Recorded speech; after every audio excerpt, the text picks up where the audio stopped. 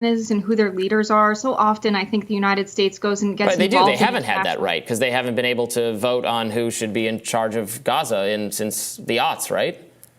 They've been under an occupation by the Israeli government. It's been near impossible to live a normal life when you're under siege by another country. They can't even have But what I'm saying, airports Hamas has in not Gaza. allowed for elections. I mean, you're saying they don't have any political power because the government does not allow them to vote for new leadership.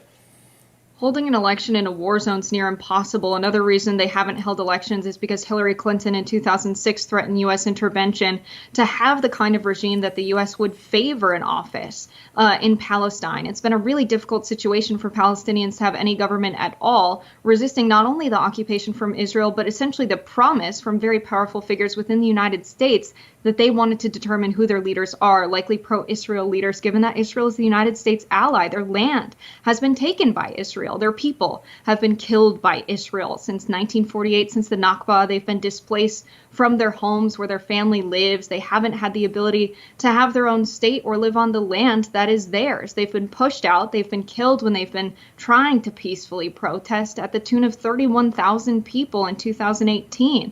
A lot of folks are trying to justify the Israeli retaliation right now for Hamas killing 1,400 civilians this year, which was largely a response to the Israeli occupation and the Israeli brutalization of the citizens and people living in Gaza and the West Bank who are Palestinian, who don't have a military to protect themselves. I'm not blaming the Palestinians. I'm saying that substantially the problem facing the Palestinians in Gaza is that they're run by a terrorist organization that has no interest in their well-being and has taken actions that is now leading horrible and terrible, and that group needs to be gotten rid of. The people of Palestine are busy fighting an occupation. It's very difficult to build themselves a state on land that's constantly being stolen with borders that are controlled by Israel and Egypt. They don't even have an airport. They don't even have a way to get in or out. They're not allowed to have a military because they've been deemed as a nation to be run by a terrorist organization. They've not been deemed it. They are run by a terrorist organization. They're run by an organization that just killed 1,700 people indiscriminately in their cars at the bus stations, abducted people from a music festival, set people on fire, tortured people, cut people's heads off.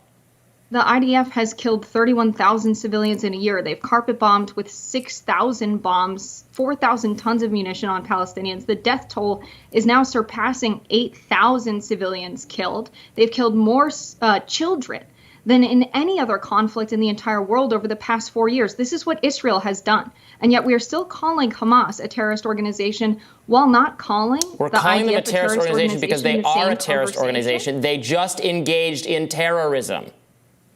So was it terrorism when the Israeli government decided to kill 31,000 peaceful protesters who were protesting their land being stolen by Israel in 2018? Was that an act of terrorism? I absolutely oppose the actions the Israeli government took to get us to this place. There's been a lot of solid reporting on actions Netanyahu has taken specifically that emboldened Hamas, but none of that gets around the injustice and then start killing innocent civilians are dying by the thousands in the region. I think it's very fair to say that violence is terrible wherever it exists. And I think it's very fair that a lot of people are saying a lot of the violence that's happening in the region now is in retaliation to other violence. It's been a cycle. But we can't forget that the violence initially started with Israel pushing Palestinians out of their homes in 1948. They've been fighting back against an occupation, against Israel with a huge military that's been killing civilians to the tune of 10,000 plus in a year, 30,000 plus in a year. So when we talk about Hamas and we say that this is a terrorist organization that has killed 1,400 innocent people, yes, they have killed 1,400 innocent people. Violence is always bad, but we have to understand it in the context of the Israeli government committing acts of terrorism, killing 31,000 civilians in a single year because they're protesting, because they don't have the right to self-government. They don't have the right to borders to freely move through the land that they live on. They have their entire neighborhoods leveled. They have their, funerals met with Israeli forces beating the funeral procession when Israeli forces kill journalists that are trying to cover the conflict. The everyday state of people living in Gaza is living in a state of terror because Israel has removed their electricity, food, and water. That is terrorism. What's going on in the region? If we really care about peace, we need to recognize the actions of Israel as insane human rights violations, as many other countries around the world have done, and say that if we want a way forward, we can't have a government like the terrorist government that is led by Netanyahu. The current Israeli government is a terrorist organization. If you want to call Hamas a terrorist organization, the Israeli government is that times 10. And it's an ally of the United States. Why? It's time we all question that and we remove U.S. support of Israel. And we really support peace in the region, which means first liberation for the Palestinian people and a renegotiation of the land that's lived on and occupied by Israel, an end of that expansion.